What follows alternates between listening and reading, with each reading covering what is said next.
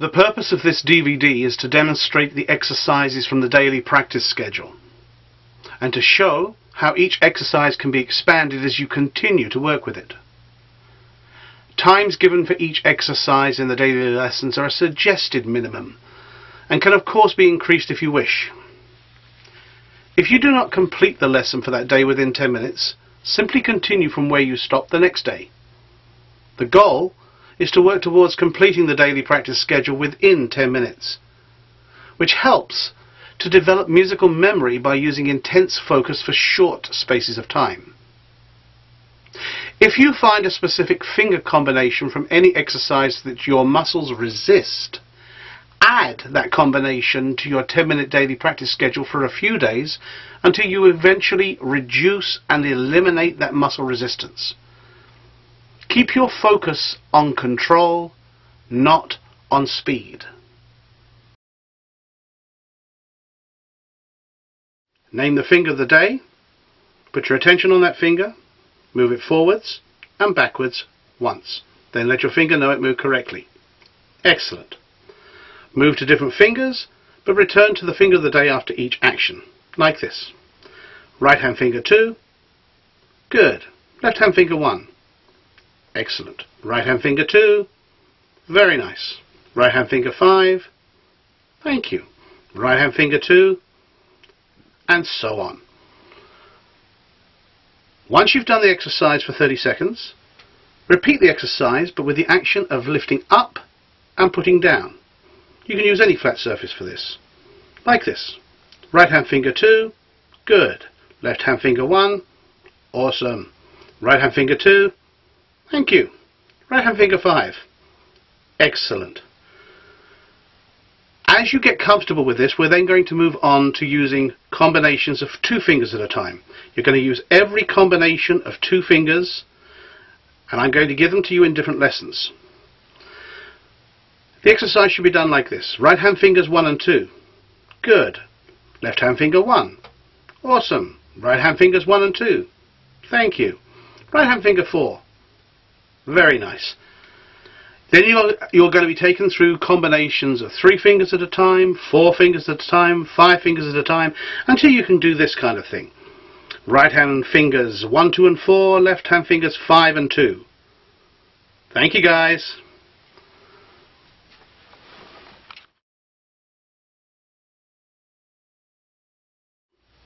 Point to any key and name it. For example, D.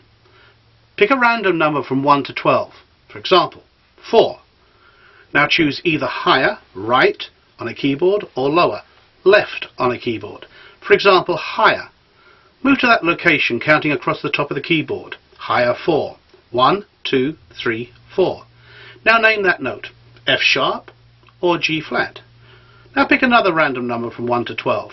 5. Left or right? Left.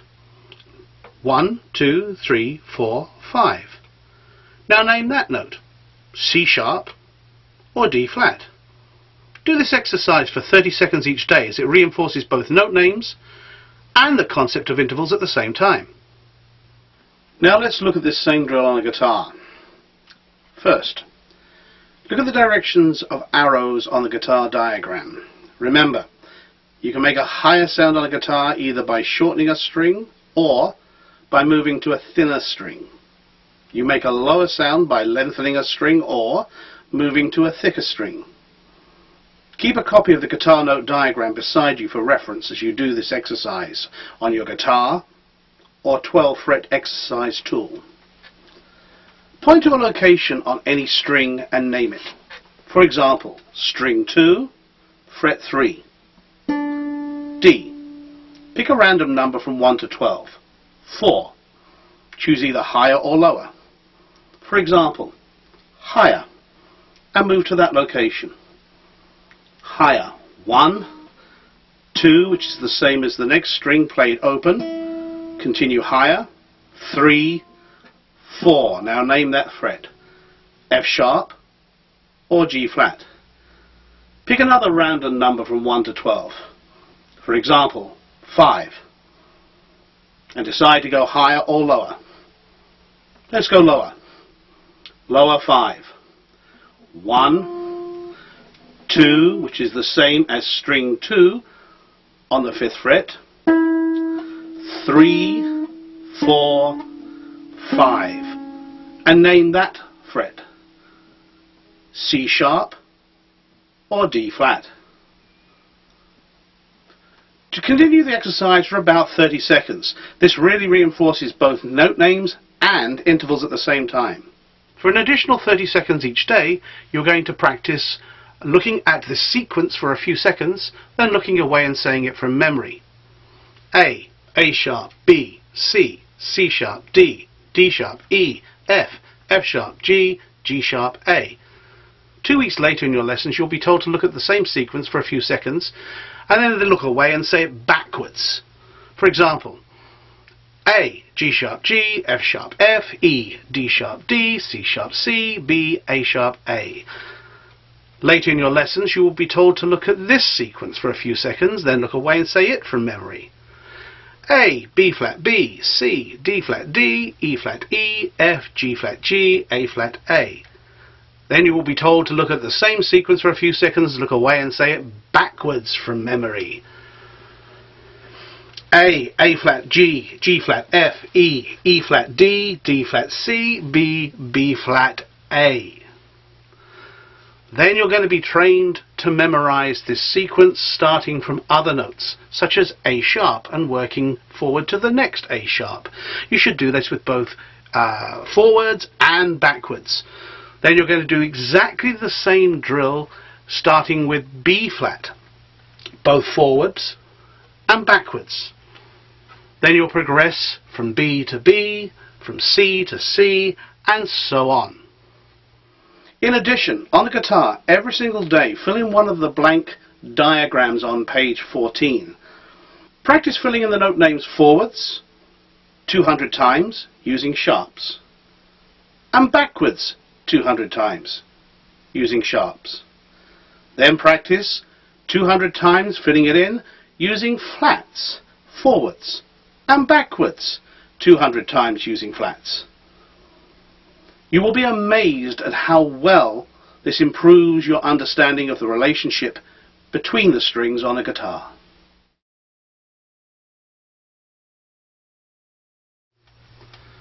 Play the scales specified in that lesson, or choose any scale pattern from page 24, or even a mode pattern from page 19. For example, the major scale pattern, which is 2-2-1, 2-2-2-1. Point to the notes specified in that lesson, or choose any note to start on, for example C, and using only your index finger across the top of the keyboard, count up 2, 2, 1, 2, 2, 2, 1. You can now repeat it over the next octave. 2, 2, 1, 2, 2, 2, 1. To play this scale moving lower, simply reverse the pattern. C, count down 1, 2, 2, 2, 1, 2, 2.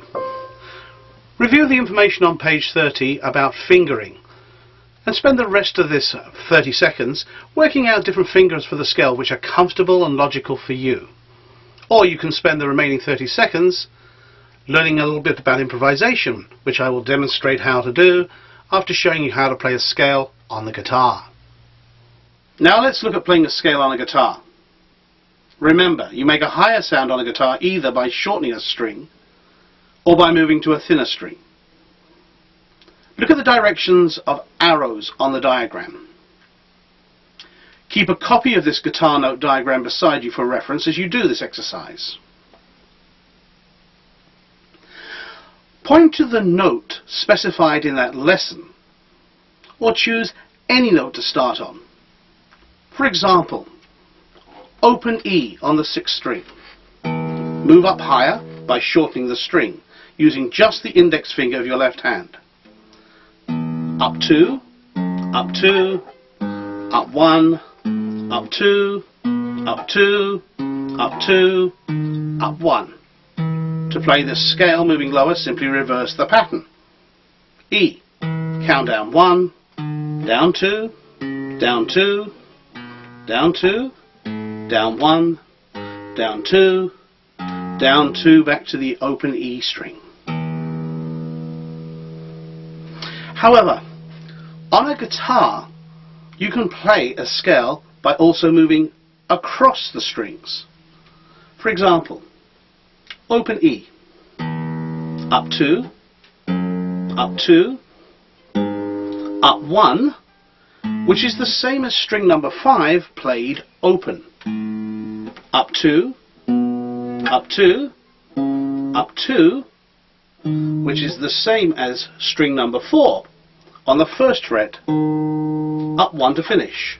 Look at that again. Up 2, up 2, up 1, up 2, up 2, up 2, up 1. And if you wish to continue, simply start the scale from that point. Up 2, up 2, up 1, up 2, up 2, up 2, and up 1. Use the rest of the 1 minute for playing scales, either for practicing fingering and using the information given to you on page 30, or for experimenting with improvisation, which I will now demonstrate how to do on the keyboard.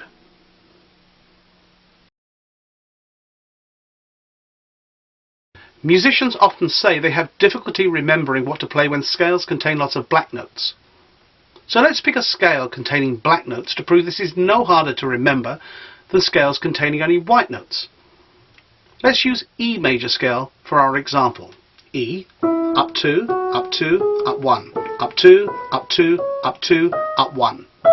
What's the first step? Up 2. Improvise with those 2 notes. Then up another 2. Improvise with those 3 notes. Then up another 1. Improvise with those 4 notes. And continuing on, adding 1 note each time. Much easier to remember when you're using improvisation to remember the notes of the scale. You can repeat the same pattern an octave higher.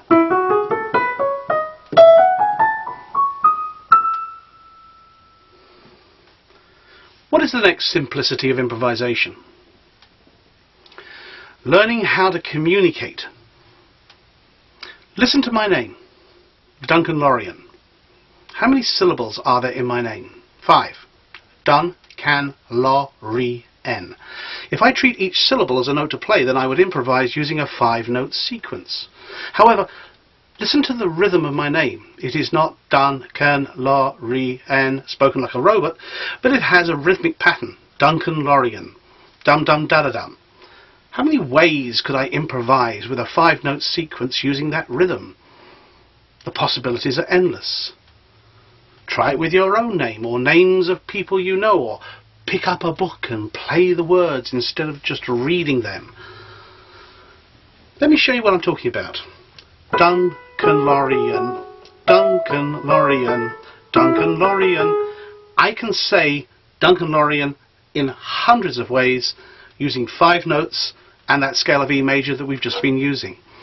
And when you start doing this, people will start telling you how when you're playing it is like you're talking to them instead of just playing music. That's because you're really having something to say. What's the next simplicity of improvisation? Adding notes that are exceptions to the notes of the scale. What were the 3 rules I said to remember about exceptions in the seminar? First, only play exceptions occasionally, or they're not exceptions. Second, do not introduce exceptions until you've already established the notes of the scale that you are improvising with. And third, try to make exceptions seem a little less important than the rest of the notes of the scale by getting off of them quickly and back to one of the notes of the scale. Let's look at one example of a note that is an exception to the notes of a scale. Here's the E major scale we were just using. This note, A sharp, is not in that scale, so it will be an exception to the scale. I can use it occasionally once I've established the agreement called E major scale, But if I use it too often or before the agreement's really established, it may sound disagreeable. And if I give it the same rhythmic value as the rest of the notes in the agreement called E major scale, it may sound like I'm trying to force you to accept it as part of some new type of agreement. But when I obey these 3 rules about exceptions, it sounds agreeable. Practice adding exception notes in improvisation until you hear a good balance of scale notes and exception notes for your taste. You can use these same simplicities to begin exploring improvisation on the guitar too. Let's have a look at some examples.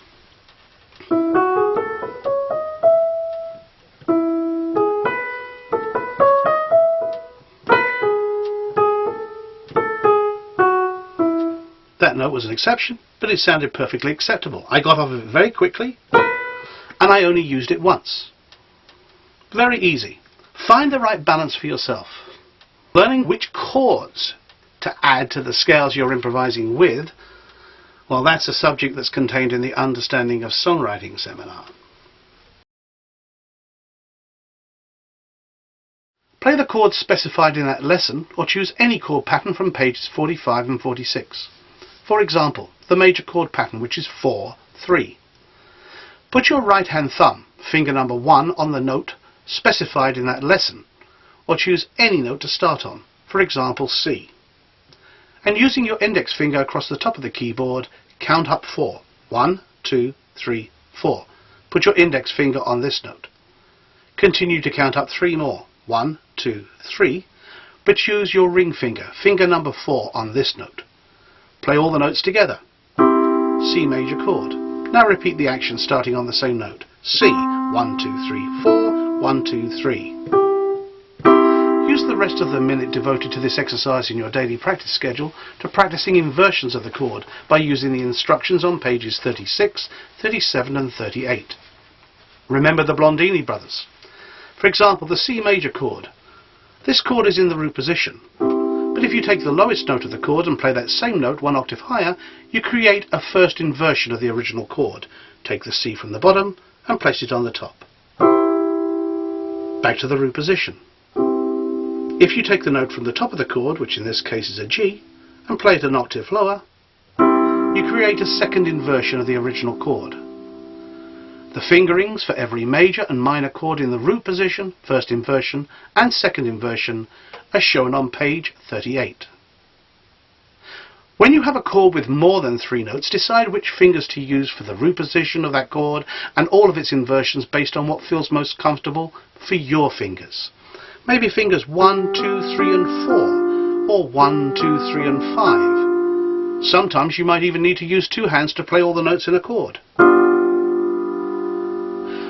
The concept of chord inversions can really help with playing chords on the keyboard. For example, G dominant 7th chord has the pattern 4, 3, 3, starting on a G. 1, 2, 3, 4, 1, 2, 3, 1, 2, 3. This is hard for many people's hands to stretch, but when you take the lowest note of this chord, G, and play that same note 1 octave higher, you create a first inversion of the original chord, and this is much more comfortable to play. Back to the root position, the basic position. Now if you take the highest note of this chord, which in this case is an F, and play that same note 1 octave lower, you create a third inversion of the original chord, and this is also much more comfortable to play. Always practice the inversions of each chord you play on the keyboard. You will find a simple diagram showing which direction to move to make inversions of chords containing more notes on page 50. Now let's look at working out and playing a chord on the guitar. Have a guitar note diagram with the note names filled in for reference, and a blank chord window to fill out. Play the chords specified in that lesson, or choose any chord pattern from pages 45 and 46. For example, the major chord pattern, which is 4, 3. Use the notes specified in that lesson, or choose any note to start on. For example, D. I'm going to choose this D on string 2. Let's count up 4, 3. 1, 2, which is the same as string 1 open, 3, 4, which gives me the note of F sharp, and another 3 to complete that chord. 1, 2, 3, which gives me the note A. Say those notes a few times. D, F sharp, and A. D, F sharp, and A. And now put those into the diagram. Put down the fact that it's a D, automatically a major chord when it's a capital letter. And we have the notes D, F sharp, and A. Now I want to see if any of the open strings are already producing the sound of a D, F sharp, or A in your guitar note diagram. Yes. String 5 is an A and string 4 is a D. So place an open circle above those strings, indicating they should be played open. Now open string 6 is an E, which is not a sound we want, so either we can choose not to play it or convert it into a D, F sharp, or A. The logical choice is F sharp. Place a black circle on fret 2 of string 6. Open string 3 is G, which is not a sound we want, so either we can choose not to play it or convert it into a D, F sharp, or A. The logical choice is A. Place a black circle on fret 2 of string 3. Open string 2 is a B, which is not a sound we want, so either we can choose not to play it or convert it into a D, F sharp, or A. The logical choice is D. Place a black circle on fret 3 of string 2. Open string 1 is an E, which is not a sound we want, so either we can choose not to play it or convert it into a D, F sharp, or A. The logical choice is F sharp. Place a black circle on fret 2 of string 1. Now, try to play the chord on your guitar or 12 fret exercise tool. Experimenting with various fingers soon determines that this arrangement of the notes in this chord is rather difficult for the fingers to play. However, if string 6 is not played when finger picking or strumming, the chord is much easier to play. This is why a string might not be played, even though the note on the string is correct. This means that the lowest note of the chord is an A, which makes it a second inversion of a D major chord. Refer to page 50 to remind yourself of the rules for how to work out inversions of chords on a guitar, and to see a diagram showing which notes of a chord must be played when you choose not to play every note. There are many ways to play the same chord at different locations on the fretboard. Here's one website showing different locations for the same chord at different points on the fretboard, which I recommend for its simplicity. www.chorder.com.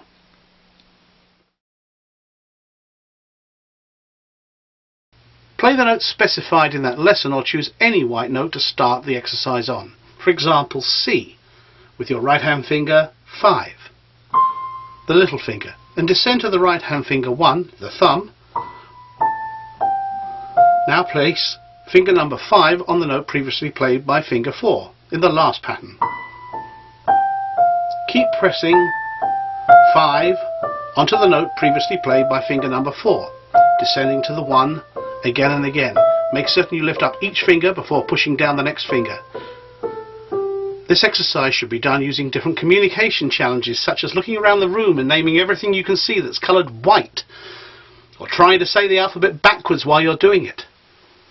This helps you avoid fixing your attention on your fingers, so as much attention as possible is available for being in communication with your audience when you're playing. The exercise can also be done in reverse, by ascending, putting finger number 1 and moving to finger number 5.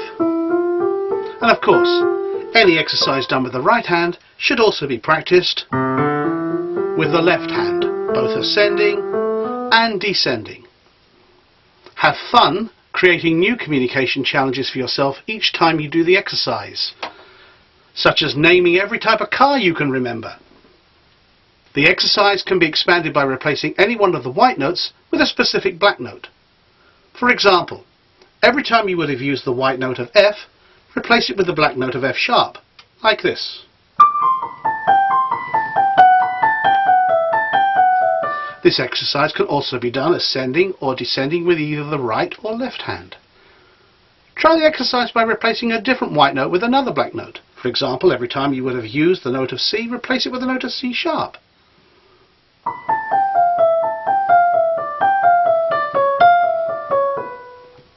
Or try to replace two white notes with two black notes.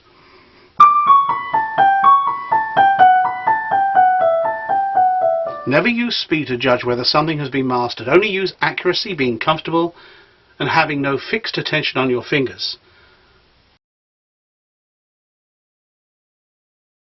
These exercises are all variations of the Lorien basic 5-finger exercise. For example, 5, 4, 3, 2.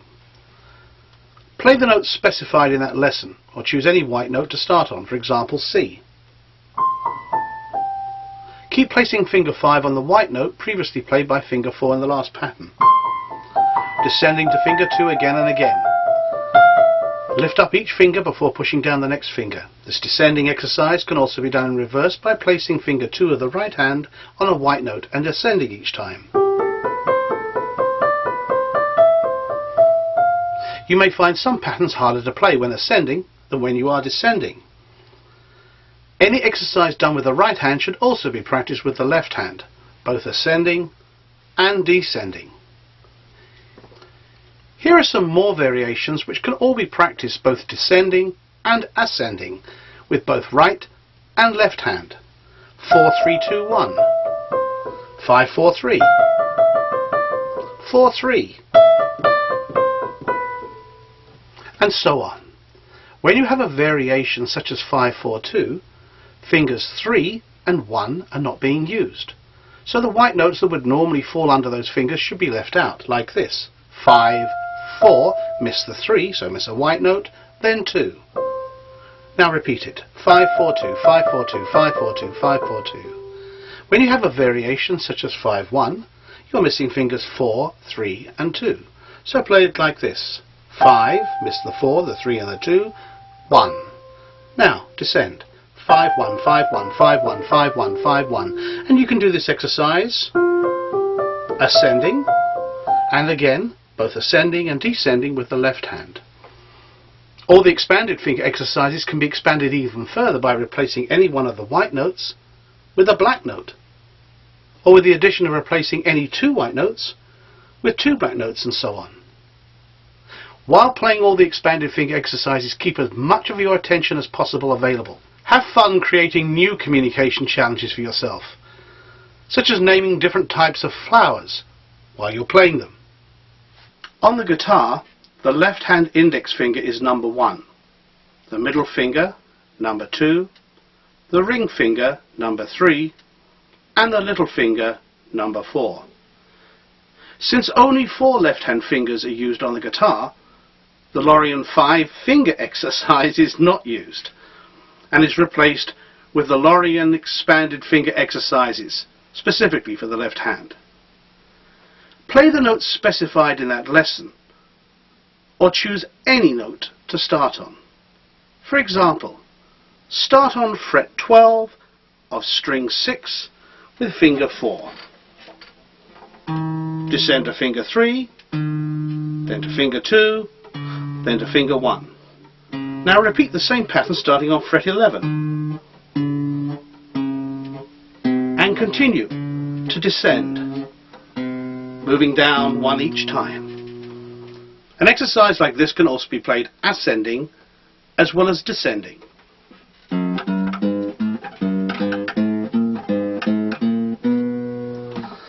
It can also be played moving across the strings.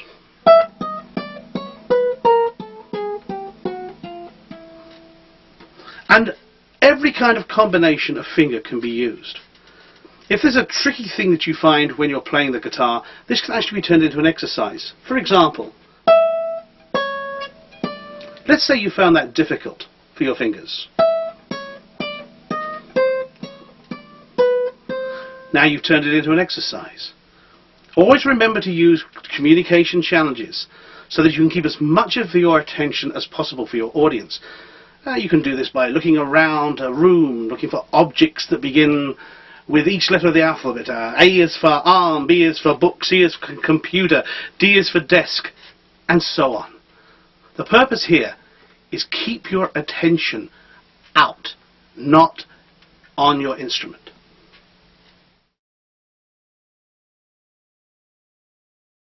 Put the index fingers of both hands on the same note of G sharp, somewhere near the middle of the keyboard. Move both index fingers outwards in intervals of 1.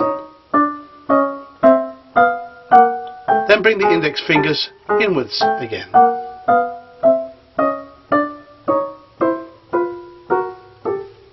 Try the exercise using thumbs, middle fingers, ring fingers, little fingers, or even try combining fingers. Index finger of the right hand, ring finger of the left hand. If you start on a G sharp or a D, this exercise will be symmetrical. If you start on any other location, for example an F, the exercise will be asymmetrical. The exercise can also be done with a combination of fingers. Since the black keys are short keys, use your long finger, the middle finger. White key with your thumb. It's a long white note, use your thumb. 3 on the black, thumb on the white, and when 2 white notes lie side by side, use your index finger, 2s. 3 1 3 1 2, 3 1 3 1 2, 3 1 3 1 3 1 2, and so on. Don't forget to do communication challenges when you do this. And of course, the last exercise can be done starting on G sharp or D, but it can also be done starting on any other note, which makes it asymmetrical and a much harder challenge for the fingers. To do the contrary motion chromatic scale exercise on the guitar, it is important to understand the logic on the guitar note diagram first, before trying to play it on the guitar. Start on the notes specified in that lesson, or use any location on the fretboard to start on. For example, string 2, fret 4. 1 lower is string 2, fret 3. And 1 higher is string 2, fret 5. But since 2 sounds can't be played on the string at one time, the logical place to play 1 higher is open string 1. 1 lower is string 2, fret 2, and 1 higher is string 1, fret 1. 1 lower is string 2, fret 1, and 1 higher is string 1, fret 2. 1 lower is open string 2, and 1 higher is string 1, fret 3, and so on. Once you are sure you understand the logic on the guitar note diagram, try playing the exercise on your guitar or 12-fret exercise tool. Use your thumb and index finger when plucking 2 strings at the same time, and move 1 lower and 1 higher as far as you can until you can't stretch your fingers further.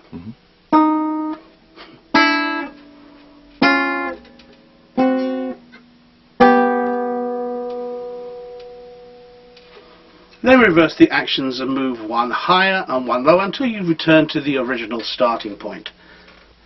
When you can do this very challenging exercise, starting on any point of the fretboard, it creates a huge improvement in your understanding of the relationship between the 6 strings on your guitar. Don't forget to use communication challenges when doing this exercise, such as trying to name as many countries in Europe with their capital cities as you can while doing it. Be inventive with these communication challenges. It helps to keep music fun. Put your right hand finger 1, your thumb, on the note specified in that lesson, or choose any note, for example D, and your right hand finger 5, your little finger, on the same note 1 octave higher. Jump to an octave of 2 new notes, then jump again, and again, maintaining the stretch between the fingers. Try the same exercise with the left hand. or with both hands together in parallel motion,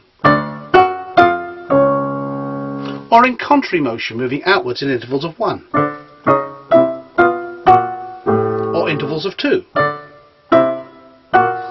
or maybe right hand moving in intervals of 1 while left hand moves in intervals of 2. That's much more challenging. And always give yourself communication challenges when doing the exercise, such as trying to think of every girl's name beginning with the letter C. On the guitar, use the notes specified in that lesson, or use any location to start on. For example, pluck 2 Ds, then jump to 2 Gs, 2 E's, and so on. Or try 3 E's, and so on, or 4 E's. But of course 4 E's can't be played at the same time on a guitar, but you could play one after the other, like this. This is a fantastic exercise to teach you to remember the location of every E on a guitar, of every F sharp on a guitar. And always use communication challenges when doing this exercise, such as reading a book while you do it.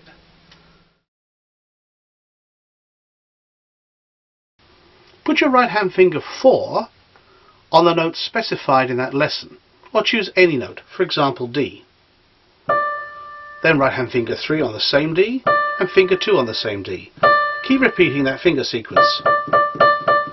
4, 3, 2, 4, 3, 2 again and again. Expand this exercise using different finger combinations such as 5, 4, 3, or 3, 2, 1, or 5, 4, 3, 2, or even 5, 4, 3, 2, 1. Try the combination with the left hand as well as the right hand. Try moving the pattern up in intervals of 1.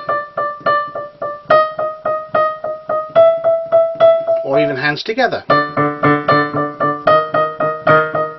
Try moving in opposite directions. And always try and get your attention off of your fingers to free it up for communicating to your audience by using different communication challenges. On the guitar, you can do this exercise by using different combinations of fingers to play the same strings. Practice them on all 6 strings. Try doing this while moving up a string in intervals of 1.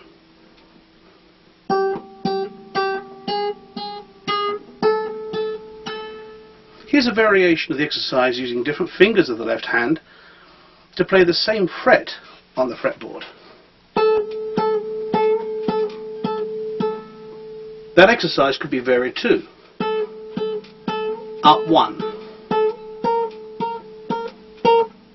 down 2,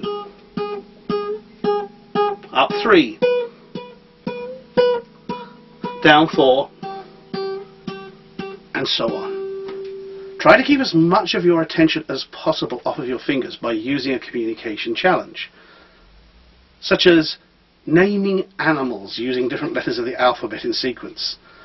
It's much more challenging than you might think. A is for antelope, B is for baboon, C is for cat, and so on.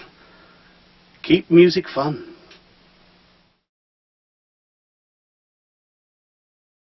The C blues scale, covering 2 octaves, is shown in the diagram with a suggested fingering for the right hand written above each note.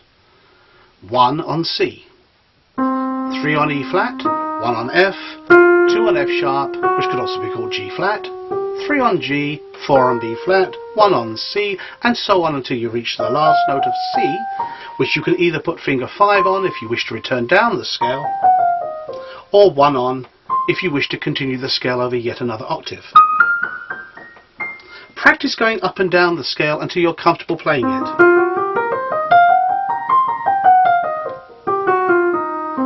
A sequence of 4 chords are written out for the left hand. The first chord has finger 5 on C, finger 3 on E flat, and finger 1 on G, and is held for a count of 4. 1, 2, 3, 4, and the second chord, and the third chord, and back to this chord as the 4th chord. This chord sequence is then repeated over and over again. 2, 3, 4, 1, 2, 3, 4, 1, 2, 3, 4, 1, 2, 3, 4. Now we're going to start putting the 2 elements together. Play the first chord with the first note of the scale, the second chord with the second note of the scale, the third chord with the third note of the scale. The fourth chord with the fourth note of the scale. Back to the first chord with the fifth note of the scale, and so on.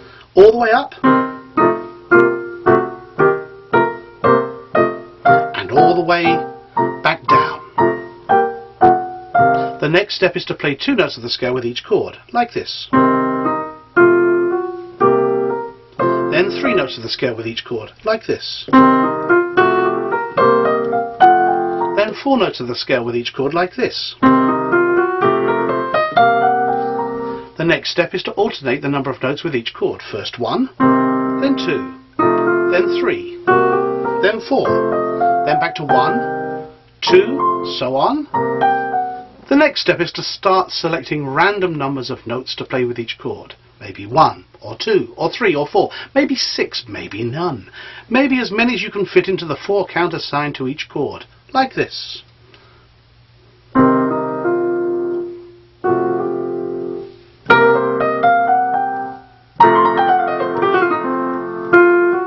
That's showing off. The most important thing, however, is to communicate when you improvise. Like this. I'm feeling so blue. Can you feel it?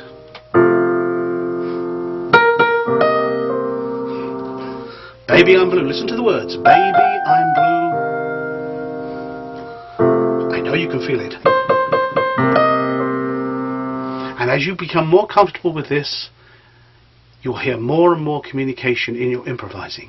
However, since it is an exercise, it can also be expanded. The exercise is written out using the C blues scale. Simply move each note and each note of the chord up by one, and now you can do that same exercise in C sharp blues, in D blues, in D sharp blues, and so on. Now you'll need to experiment to work out the most comfortable fingerings for playing the chords and scales in these other keys. But this one exercise should give you many hundreds of hours of challenge and a lot of fun. On the guitar, do the blues scale exercise by first making an approximately 2-minute long recording of yourself playing the chord sequence, either on the keyboard or on the guitar. Many cell phones can be used to make recordings. If you prefer to play the chord sequence on the guitar, here are some chord windows showing how to produce the 3 notes that make up each chord. The fourth chord, of course, is the same as the second chord. Pluck the 3 strings using the thumb, index and middle finger of your right hand.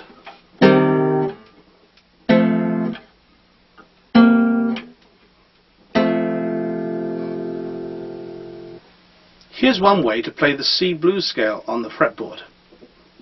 But of course, there are many ways to play the same scale at different locations on the fretboard. Here is one website showing both scales and chords, which I recommend for its simplicity. www.guitar-chords.org.uk. Now follow the steps I gave for this exercise with the keyboard. First, one note of the scale played on the guitar with each chord.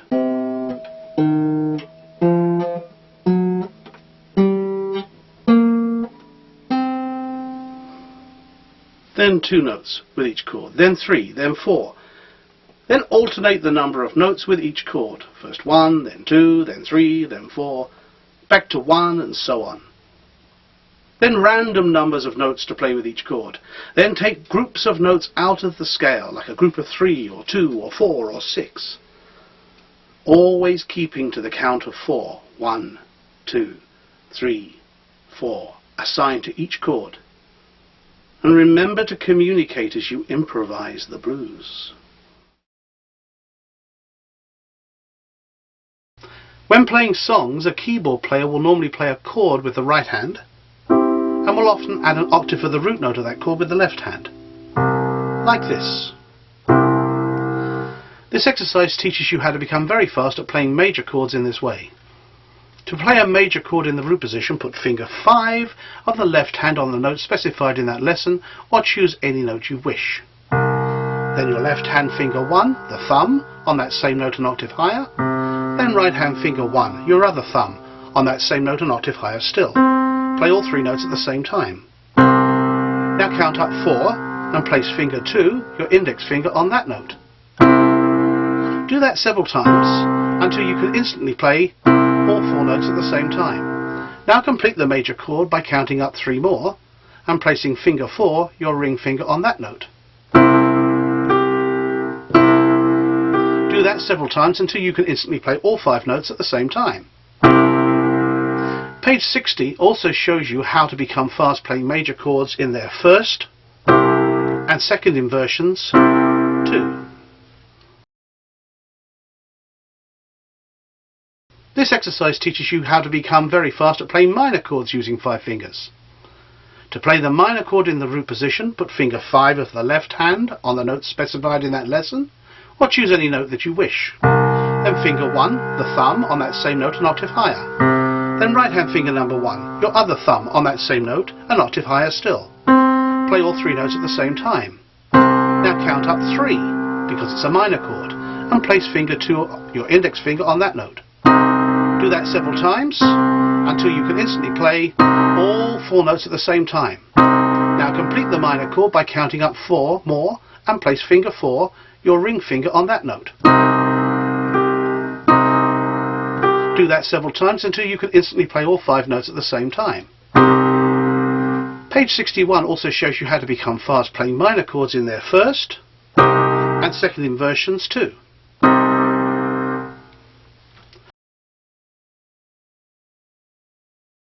The major and minor chord exercises can be expanded to create rhythmic patterns, such as playing the chord in the right hand 4 times with each octave in the left hand, or 6 times, or 8 times. The chord can be broken up to create an infinite number of patterns which can be used to accompany a singer's voice when the song is played.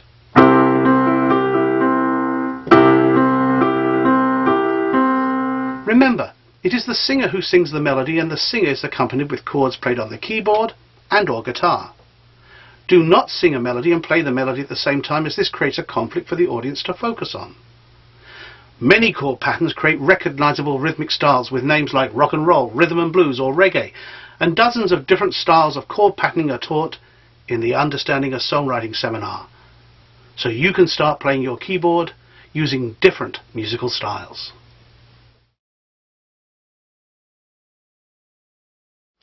Strumming a chord on a guitar is similar to playing a chord with 5 fingers together in the major and minor chord exercise. The symbol used to illustrate a downwards strumming action across the guitar is this one,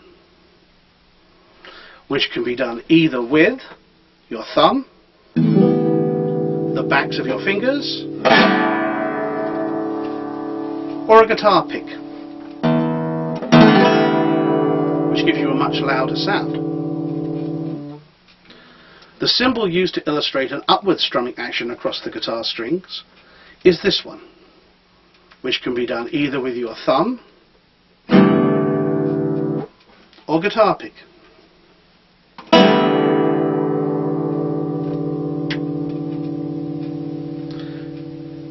This would be an example of a strumming pattern and would sound like this. Down, down, up, down, up. Add a little rhythmic feeling into the strumming pattern, such as dum, da, da, and it creates this. There's a different strumming pattern given each day in the 100 daily lessons for guitar.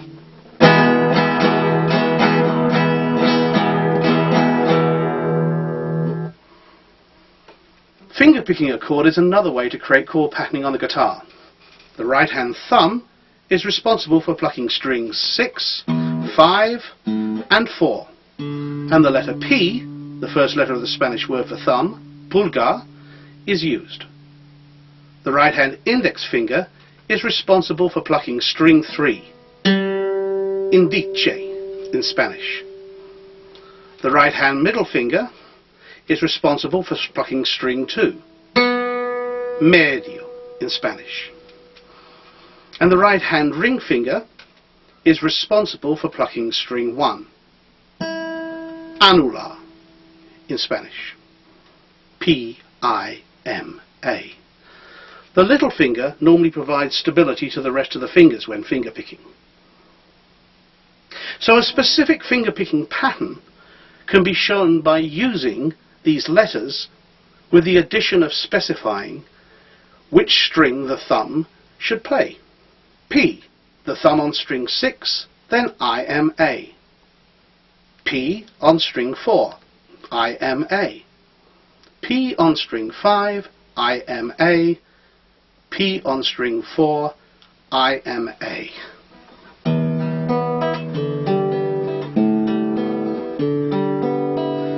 Now if a chord is added, we get this.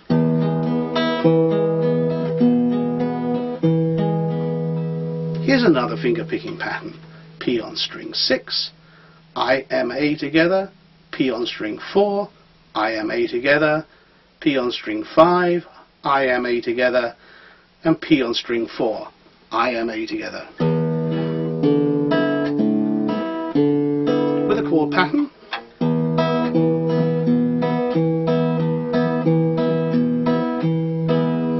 there's a different finger picking exercise given every day for the 100 days of the daily lessons. Always remember, create a communication challenge. Many different styles of chord patterning are taught in the Understanding of Songwriting seminar, so you can start playing your guitar using different musical styles.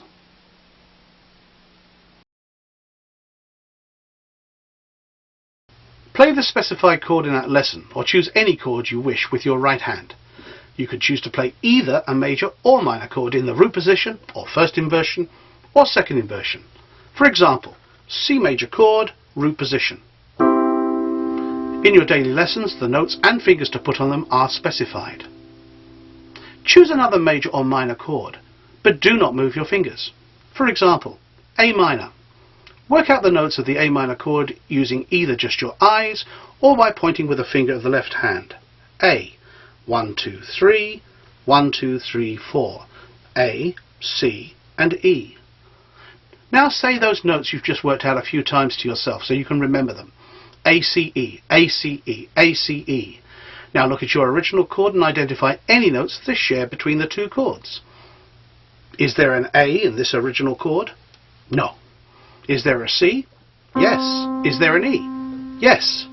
C and E are both in the original chord of C, as well as the new chord. So do not move those fingers because they're already playing the correct notes of the new chord. Now there's no G in this new chord, but there is a need for an A. Where's the most logical place to find that A? Right here, next to the G. Move to the new chord. Now move backwards and forwards between the two chords while giving yourself communication challenges, such as naming every type of food beginning with the letter P. Here we go, look, we're going to come up. Pizza, pie, pumpkin, potato, peanuts, and so on. When there are no notes that are shared between the two chords, try to move to the new chord with the minimum motion of the fingers.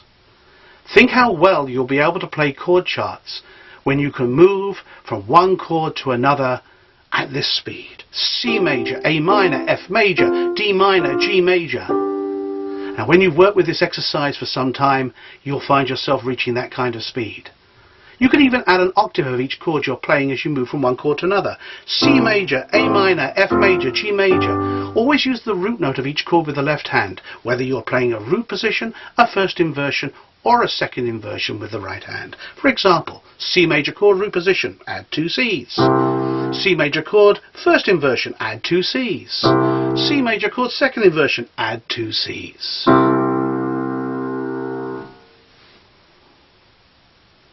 You can try expanding this exercise by adding a chord pattern to the action of moving from one chord to another.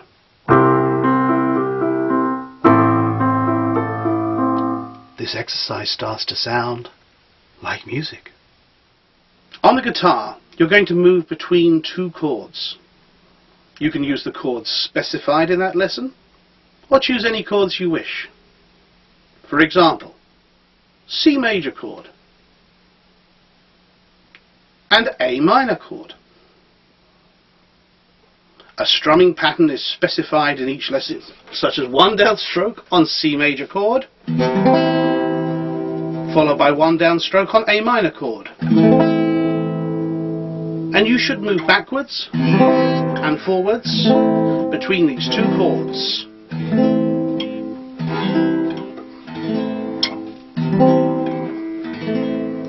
Try expanding the exercise with different chords and look for the minimum motion of the fingers wherever possible. Look at how little motion is needed between a C major chord and an A minor chord. A minor chord, C major chord. Try expanding the exercise by adding a chord pattern to the addition of moving from one chord to another.